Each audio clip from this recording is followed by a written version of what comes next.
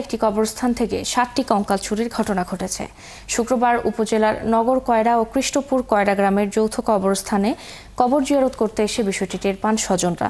মৃত ব্যক্তিদের চুরি হয়ে যাওয়া কঙ্কালগুলোর মধ্যে কৃষ্ণপুর কয়রা গ্রামের মুসলিম মণ্ডল, হারুনুর রশিদ, রুবেল সরকার, কয়রা চরপাড়া গ্রামের মনু সরকার, রহমত সরকার, সানোয়ার শেখ ও একই গ্রামের নুরু ইসলামের মায়ের কঙ্কাল রয়েছে। স্থানীয়রা জানান, প্রতি সপ্তাহের ন্যায় শুক্রবার সকালে ফজরের নামাজ শেষ করে স্থানীয় মুসল্লিরা কবর জিয়ারত করার জন্য কবরস্থানে যায়। সেখানে গেলে দেখা যায় একসাথে 7টি কবর খোঁড়া এবং পলিথিন বাস এলোমেলো। উল্লাপাড়া মডেল থানার ভারপ্রাপ্ত কর্মকর্তা রাকিবুল হাসান বলেন, সংবাদ পেয়ে ঘটনাস্থল পরিদর্শন করা হয়েছে। অভিযুক্ত কাউকে কবরস্থ করার পর 13 দিন আগে কবরস্থ করা হয়েছে, সেই লাশ নিয়ে যা অন্যের বাড়িতে রাখা, এই ধরনের নাঙ্গারজনক ঘটনা তো দুঃখজনক। আমার জীবনে আমি এরকম ঘটনা কোনোখানে দেখিনি, এটাই প্রথম দেখলাম। অবাক, আমরা খুবই আশ্চর্য হয়ে গেছি। এটা এই ধরনের কাজ হবেই বা কেন, বা করবেই বা কেন?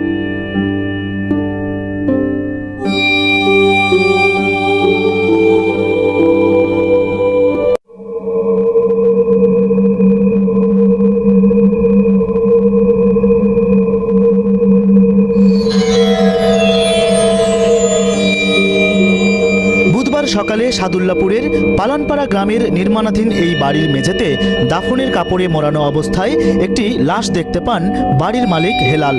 জানাজানি হলে ভিড় করতে থাকে গ্রামের মানুষ। জানা যায়, লাশটি পাশের হাসানপাড়া গ্রামের নসিমাই বেওয়ার। বার্ধক্যজনিত কারণে 5 ফেব্রুয়ারি মারা গেলে পারিবারিক কবরস্থানে দাফন করা হয় তাকে।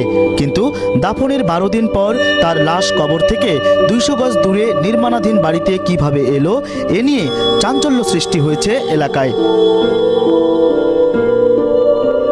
ঘটনাস্থল পরিদর্শন করেন ধাপেরহাট পুলিশ তদন্ত কেন্দ্রের ভারপ্রাপ্ত কর্মকর্তা। অভিযোগ না থাকায় পরিবারকে লাশটি দাফনের অনুমতি দিলেও লাশ স্থানান্তরের ঘটনা তদন্তের আশ্বাস দেন তিনি। বুধবার দুপুরে স্বজনরা পুনরায় একই কবরে নসিমায়ের লাশ দাফন করেন।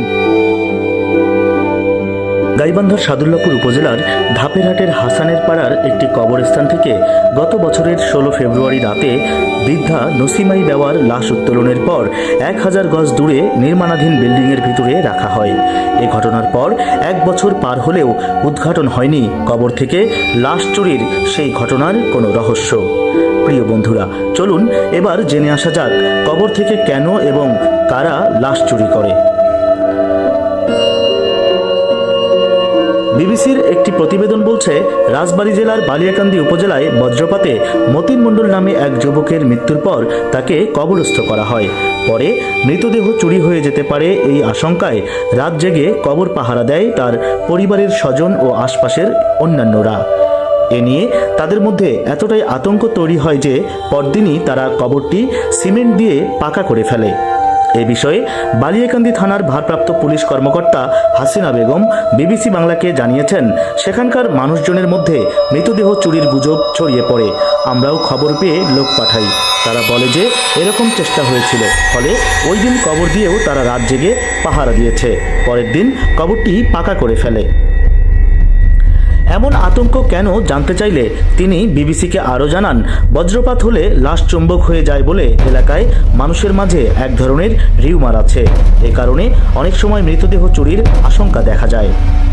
এমনই আরেকটি ঘটনার খবর জানা যায় নাটোরের লালপুর উপজেলায় গত বছরের এপ্রিল মাসের শেষ দিকে। বজ্রপাতে নিহত এক যুবকের মৃতদেহ চুরির আশঙ্কায় তার পরিবার তাকে গোরস্থানে কবর না দিয়ে বাড়ির আঙ্গিনার ভেতর গরুর ঘরের পাশে মৃতদেহ কবর দেয়। লালপুর উপজেলার ওয়ালিয়া গ্রামের পুলিশ ইন্সপেক্টর সেলিম বিষয়টি নিশ্চিত করে বিবিসিকে বলেন, এ নিয়ে স্থানীয়দের মধ্যে এক ধরনের মিথ প্রচলিত আছে। বাংলাদেশের গ্রাম এলাকায় এ ধরনের আতঙ্ক নতুন কিছু নয়। কবর থেকে বজ্রপাতে নিহত নারী কিংবা পুরুষের মরদেহের কঙ্কাল চুরি যাওয়ার খবর পত্রপত্রিকাতেও এসেছে। বাংলাদেশে গত কয়েক বছর ধরেই দেখা যাচ্ছে বজ্রপাতে বহু মানুষ মারা যাচ্ছে। বছরের এই সময়টিতে বৃষ্টি হওয়ার সাথে সাথে বজ্রপাতও হচ্ছে ব্যাপকভাবে। কিন্তু এভাবে মৃতদেহ চুরির পেছনে কি কারণ রয়েছে? ঢাকা মেডিকেল কলেজ হাসপাতালের ফরেনসিক বিভাগের প্রধান সোহেল মাহমুদ বিবিসিকে জানিয়েছেন, এর পেছনে কারণ এক ধরনের মিথ্যা বিশ্বাস। সোহেল মাহমুদ আরও জানান, অনেকেই মনে করেন বজ্রপাতে নিহত মানুষের শরীরে মূল্যবান জিনিস তৈরি হয়। তারা হয়তো ধারণা করে লোহার ভেতর দিয়ে ইলেকট্রিসিটি পাস হলে যেভাবে লোহা চুম্বক হয়ে যায়, এক্ষেত্রেও সেরকম কোনো কিছু হয়, কিন্তু এটা তো পুরোটাই অন্ধবিশ্বাস। এসব কারণেই অনেক সময় মানুষ মৃতদেহ চুরির চেষ্টা করে।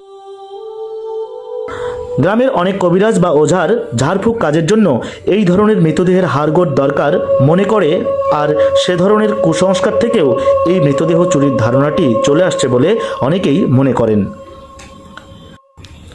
ডক্টর সোহেল মাহমুদ আরও জানান, আসলে ইলেকট্রিক শক খেয়ে মানুষের মৃত্যু হলে মৃতদেহ যেমন হয়, বজ্রপাতে মৃত মানুষের মৃতদেহ ঠিক একই রকম হয়, কোনো পার্থক্যই থাকে না।